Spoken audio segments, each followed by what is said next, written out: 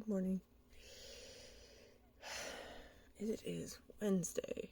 This week has gone by amazingly fast. It is Wednesday, June 26th. My brother called last night, and they're gonna have the burial here on Saturday the 6th. They're gonna bring his body from Arizona.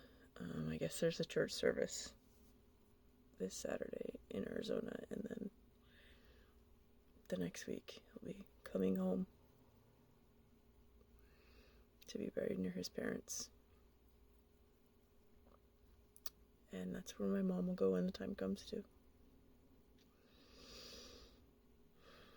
So what did he get, like 5-6 years in Arizona? I guess he was happy at the end of his life, as happy as it's possible for him to be.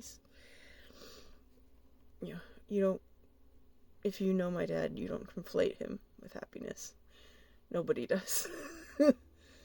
I doubt even my grandma did.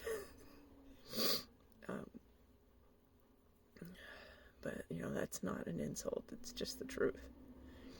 My dad did not have a light heart.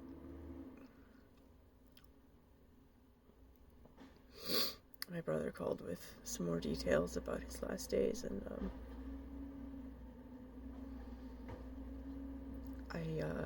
I still find it hard to talk about without anxiety. Just how it was for him and how it must have seemed in his last months. He must have just been constantly terrified because of the dementia loops. Very short loops, and always ended up with he either needed to run away or he wakes up from like a 2-minute nap, scared.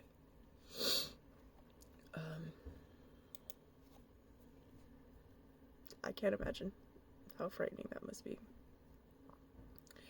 Especially for a man that I know has always been terrified of dying. He used to have, in his bathroom at our old house, he had a jar.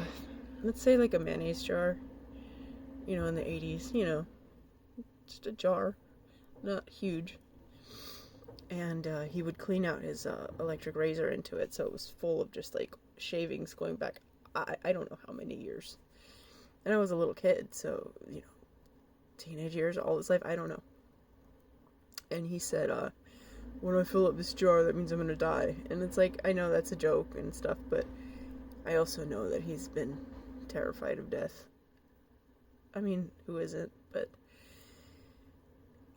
I realized that the end of his life must have been just...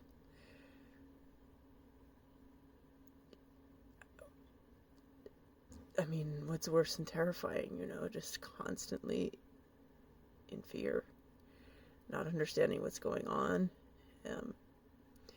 My brother was saying he's still pretty strong, so that was hard for my mom to deal with, and it was 24 hours a day. He was keeping my mom, who was also in her 70s, up 24 hours a day for months.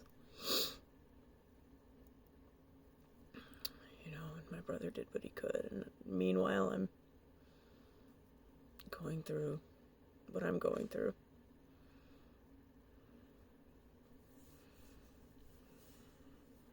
So this is a very difficult chapter.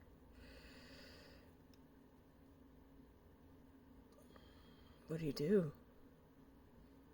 I guess you just wake up every morning and do what you gotta do. You get up, went to work.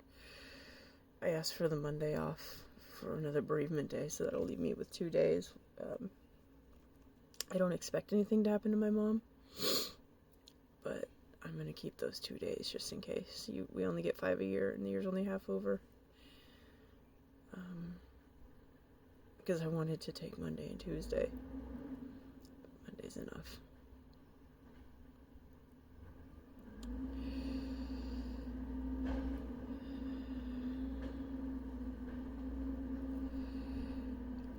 I don't know how this is affecting me physically yet. I feel like I'm on adrenaline, or something like adrenaline, just to get up and do my normal things. Like, I did get all my exercise yesterday. It was rough, and I don't want to do it today. I just want to take a day off. Just bury my head in my pillow until I have to clock back in. Except for this point, obviously, I have to clock back in about 10 minutes. A little sooner.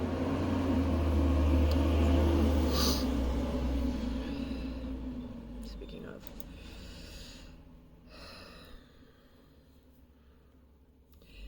and this too shall pass away. All my life, that has been what I've told myself in difficult times, and it always has. And this too shall pass away. I mean, when you lose somebody, it's different. It doesn't pass away in the same way, but the confusion, the anxiety, fear, all of it that I'm experiencing now will dissipate a little bit. Just have to make it. So, I'm not sleeping. I haven't slept this week. But I'm not gonna go too hard on myself. It's a rough week. Alright. I think that's good for now. Thank you for watching, and I'll talk to you later.